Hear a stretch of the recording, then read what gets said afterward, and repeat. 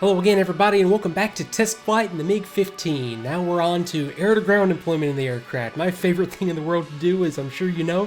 And we're going to make this one in kind of two phases. We're going to start in the first half of the video going over air-to-ground gunnery using the two 23mm guns and the 37mm gun, which should be awesome for air-to-ground.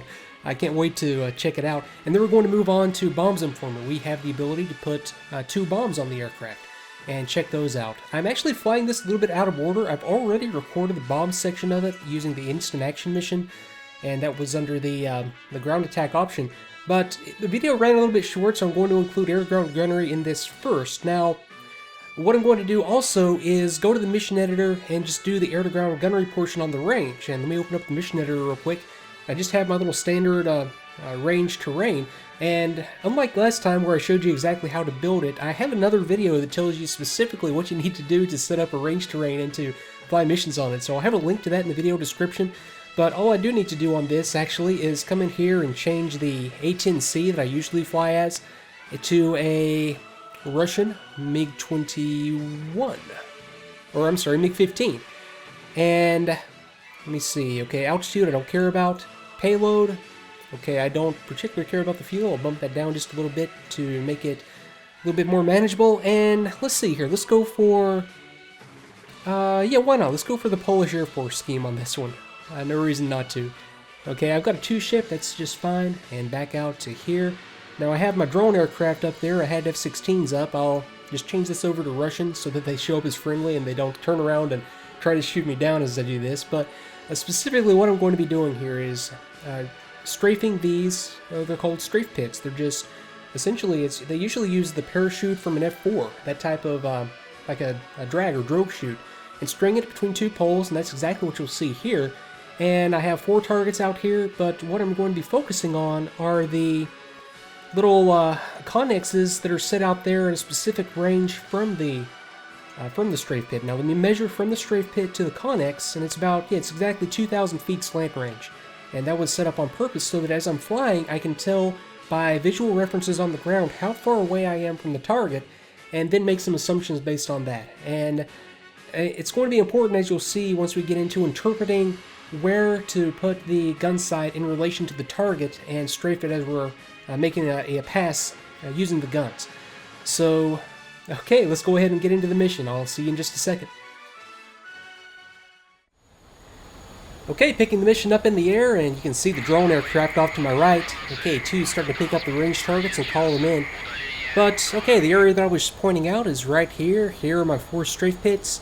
And I stand corrected, it's not connexes, it's just like a dirt berm. Out there is the foul line with the target in the middle. So, yeah, the distance from the strafe pits to the berm is 2,000 feet. If I said meters during the briefing, I stand corrected. It is actually feet. As you can imagine, I'm an American flying a Soviet aircraft, so I'm very, very confused when it comes to kilometers, knots, and all this good stuff. So, yeah. Anyway, let's go ahead and roll in on this place. So, to set up, now it's the same thing that we did for air-to-air. We've got my 3 red lights on. I've got all 4 switches at the bottom of the panel, providing power to the guns and to the gun sight, and to the gun camera, which I still have the gun camera on. I said I was going to disable it, but I don't know, it's starting to grow on me. So I'm just going to set up out here, and what I want to do is gauge where the rounds fall. I'm going to fire from about 4,000 feet, about halfway, well, about double the distance from the pit to the berm. Right about there. I'll fire from there about 4,000 feet slant range, and then I'm going to gauge where the rounds fall in the sight, and then use that as a reference. So next time that I roll in and fire from about 4,000 feet, I'll know where to aim. So it'll all make sense once I come around here and demonstrate it.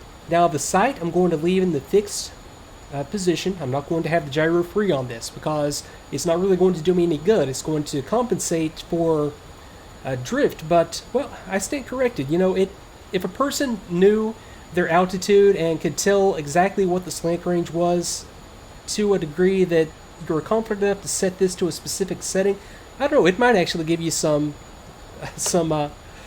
good indications with the gyro free. I'll have to think about that some more, but I always go with a fixed sight just to keep it simple. Plus, like I mentioned during the air-to-air, if you're banking it around, that thing's just jumping around. I want a nice solid fixed reference. Now, coming down here, I'm just going to fire the 23mm guns first, so I'm about 8,000 feet. Okay, 4,000, I'll just have it right there, and they would have fallen. Okay, so I got a good reference. That was right about here on the gun sight. So next time I'm going to come around, have the target right about here, where those rounds fell, fire again from about 4,000 feet slant range, and see how it does. So, yeah, I'll be right back. Okay, so coming back around, and whenever I do this, I always just set up in just a little racetrack pattern, come off the target, and just come straight back around on it. So I'm just going to set up, line up in the same way that I just did, and pull the throttle back in, have a look at my airspeed. Yeah, I thought it was getting a little fast there, and they get the speed brakes out. And I'll go for about, it doesn't really matter, I'll just spring it in here no more than, say, yeah, 700 for sure, preferably slower. But okay, that's about good enough. Let me trim the nose down just a touch. Okay, now right about there on the side. That's about a little close, but I think it'll be okay. Yeah, those fell for the most part a little bit long, so okay, so let me try that a little bit, try that again. And you know, obviously they would have gone long because I was within 4,000 feet. So I mean, that's the way that it works. The closer you are to the target, once you have this all figured out, the closer it is to the zero sight line, because there's less time for the rounds to be in the air, and if they're in the air for less time, they're going to drop less. So, you know, it might be 4,000 feet right here, it might be 2,000 feet right here, 8,000 feet might be down here somewhere. So that's the point of what I'm trying to figure out is, you know, where these rounds are going to fall. I got to talking there, I completely lost track of where I was. I'll be right back. Okay, coming around for one more pass. This will be another 4,000 foot shot. And let me just try to manage the trim a little bit better this time. Okay, I need to go nose up just a touch. Okay, so coming up at about 8,000. Let me start to let it track on up. Forwards right about there. So let's see how this does. Okay, still a little bit long. Well, some were long, some were short. And what I think's happening there is I have a mix of HEI and AP rounds in the gun, so some of the rounds are going to go farther than the other rounds because they just have different ballistics due to mass and shape. So, okay, but yeah, I think I've got that pretty much pegged. 4,000 feet would be, I think I can use with a sight set to 300 meters. I think I can use kind of the bottom of the ring there. Now let me just try it once at double that. And I'm going to guess that it's going to be at 8,000 feet. I think I keep saying meters. 8,000 feet. I think I could use the bottom of the ring as a guide, just as a guess. So let's test that real quick. I'll be right back.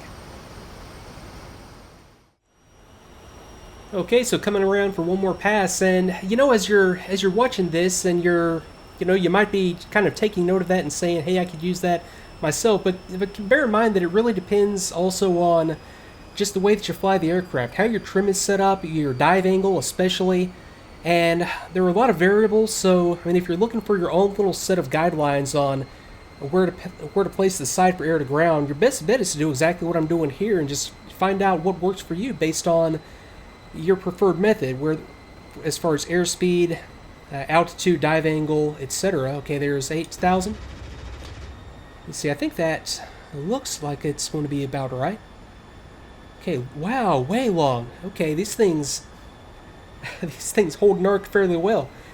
So, okay, so I think the key there is that I've been consistently long. So I think anywhere right in this little sweet spot at the range that I usually fire is going to work. Now, okay, that was 23mm. Now let me test that same theory with the 37 and see how the ballistics work out on that. I'll be right back.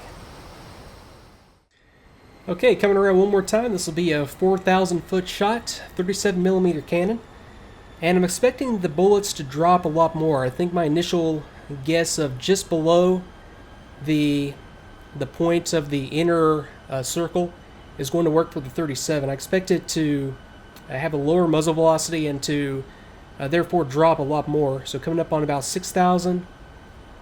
Let me try that.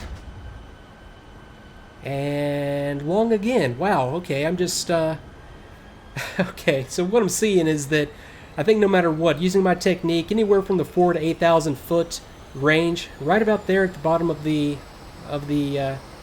dial, with it set to 300 meters, is going to work for me. Let me just let me do that one more time. I've got to make one or two good passes in a video. My goodness, people are watching, for goodness sake. So yeah, 2 more passes, and I'll move on to bombs. Be right back. Okay, coming around one more time. This is 4,000 feet, bottom of the inner dial. Okay, it's 550 airspeed, and let me just get this thing lined up. Management trim, go nose down just a touch. Okay, that's good. If anything, I want just a touch of back stick pressure as I'm doing this. Now, I'm just going to let the target walk on up. Right about there, 4,000 feet. So that's a lot better. That's, well, some of the rounds were right on target. I would expect if it's like the A10, the API rounds fly a little bit truer, and the HEI rounds drop a little bit more. That might be the case in the MiG-15 as well. I'm honestly not sure. But yeah, one more pass with 37 just to make sure that I'm on target at that range, and yeah, I'll move on. So be right back.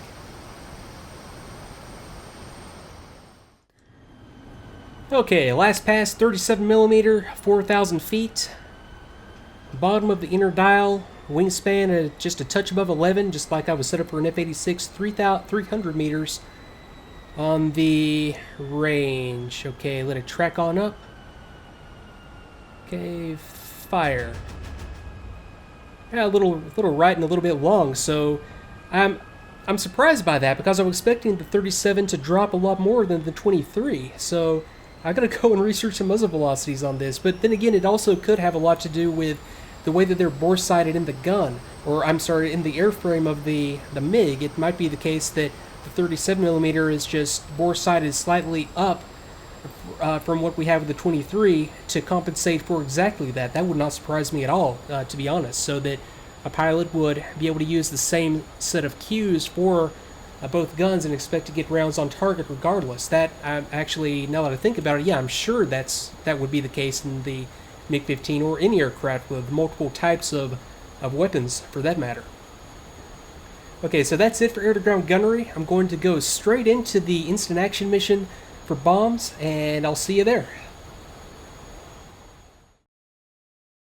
Okay, so the air-to-ground or ground attack instant action mission is just destroying a blue command vehicle near Sochi. So, okay, so let me take my time on this one and figure out the air-to-ground stuff first. So let me unpause to kick it back off. And I'll just hold out here. Let me disable the air-to-ground labels real quick. Okay, so I'm just going to hold right here, just in a left-hand turn, and bring up the knee board again, and we'll go through a little bit more about air-to-ground employments. Okay, so we've already seen the gun sight, and the gun sight's really not going to do anything for us in the air-to-ground realm here. I think this is just going to be by feel from what I've read so far. Now, yeah, like it says, it's not equipped with a specialized bomb sight, so even though it is a gyro adjusted and it compensates for gyro errors and for your maneuvers for air-to-air, it does nothing for air-to-ground. That is going to include a rocket delivery, unless you just happen to, well, get lucky and everything just happens to align. It's not going to be by design, at least. Okay, so the line extending through the pilot's eye and passing through the gun camera S13 lens location is used for aiming. So that's just going to be a 0 reference for essentially straight ahead, and then you'll gauge the angle. So it's telling us that 12 degrees down is going to be looking more or less down the fuselage from your 0 sight line. So that will be useful when it comes to if you, for example, had everything worked out so that you know that every time you're going to roll in from 5,000 feet at a certain airspeed and at a certain dive angle, then you could actually figure out very, very accurately what angle, anywhere from 0 to 12 degrees, you would need to have the target at for a certain release if you were releasing at a certain altitude and airspeed. So a lot of stuff to figure out here. It's not going to be dead on perfect, but we'll do our best. Okay, so best bombing results are achieved at steep dive angles, 45 degree and more, and that's a very true statement, because the steeper the dive angle, the less opportunity there is for errors due to being off on your airspeed or dropping from different altitudes. So before the bomb run, gun sight in the caged mode, and we have that set up already. Enable the automatic circuit breaker on the right electrical panel. So I need to flip a switch that's going to be right here. Now that's... Okay, it says bomb switch on off. Okay, it's already on. So that's set up for us. And I'm going to get 2 lights down here. Okay, so bomb's on. Light has to be in the upper position. The bomb's arm lamp and 2 green lights indicating that the bombs and pylons... I'm making an assumption here that I actually have bombs. Yeah, I do. I can see them out there. So, okay, so what I need to do also is go tactical release switch on. Maybe I just missed that. Okay, that was... Okay, yeah, that's the breaker switch on the right side panel. The second switch it calls out here is the tactical release switch right down here on the panel. Now I have the red light on and also the 2 green lights. The 2 green lights are my store's present lights, so those are telling me that I have bombs on those pylons, and the red light is telling me that the bombs are armed. Now I have an additional covered switch here. Let me get into a position to look at it. Again, that's just the emergency release, so if I wanted to jettison them, I could do so by depressing that. Okay, fair enough. Let's see, now... Okay, to have a better view of the target is advisable. Okay, and this is pretty much the same technique that I always use. Just have the target out here kind of offset so that you can keep an eye on it as you get ready to roll in. Okay, optimal altitude 2,000 to 2,200 meters, speed about 400. Okay, target line either 10 or 2 o'clock, so right out here somewhere or right out here somewhere, and then you'll roll in on the target. And the gist of this is going to be pretty much what I show every single time. So yeah, I'm going to take up the rest of this just as given. That's exactly what I would have done. It gives me the option of extending the air brakes if I increase past 500 to 550, or actually if I think I'm going to exceed 600, I can extend the air brakes. And then to release the weapons, of course, I had it set up to the button down here at the base of the stick, so I've already got that mapped. So now I think all there is to do now is find us a target to bomb. So it was going to be a blue command vehicle near Sochi. So this might take a little bit as I track down a target. Let me come back once I get a good visual ID on what I'm supposed to be bombing, and I'll be right back. And yeah, I have no idea. It wasn't very descriptive during the mission briefing. So what I'm going to do is just bomb the ASR radar right there in the middle of the airfield. Okay, so just like it said, and just like I always do anyway, I'm just going to set up so I'm kind of offset to the target, and I can keep it in view right out here. And the target specifically that I'm bombing, you point that out, it's right here, that little spot, so you can critique me depending on how well this goes. Okay, so airspeed, I'll keep this low, about 400. I'll pull the throttle back a little bit. I'll actually roll in at about 400 and kick out the speed brakes a little bit and bring it in just a touch. Okay, so about 45 degrees on the dive is what I'll look for, and I want to get the target right about here. I think that'll be a good spot for this release. Okay, so that's about 40. Let me go for 45. Okay, so let me roll in. I've got to remember where this weapons release switch is because my thumb is just creeping up to my normal weapons release switch. Okay, so I'm aligned on the turret, just going to let it walk on down. Right about there. Okay, weapon away. That got me up to about 700. Wow, I got a little bit too fast on that dive. Okay, a little bit short. So do I have another bomb? Or do these come off 2 at a time? I can tell by looking at my weapons present lights, and both of them come off at the same time. So that wasn't bad. That's going to be a lot of eyeballing. I think I might re-attack this at some point once I get to that phase in the series, but yeah, that's very straightforward. So let me just clean up the cockpit. I'll go tactical release switch off. Okay, so the system is disarmed, and I'll go bomb power, or pylon power. Yeah, bomb switch off.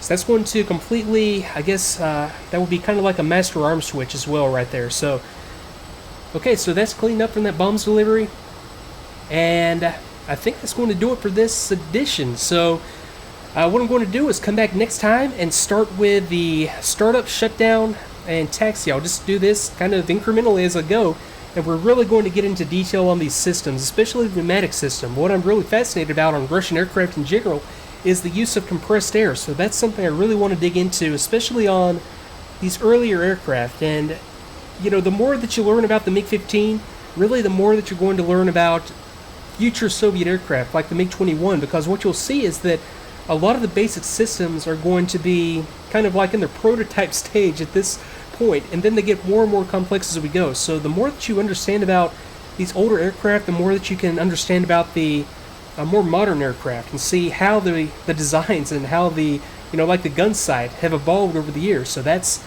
a great opportunity here, and that's what I'm looking forward to. So I'm going to call it some good here. Thanks again, everybody, and I will see you next time.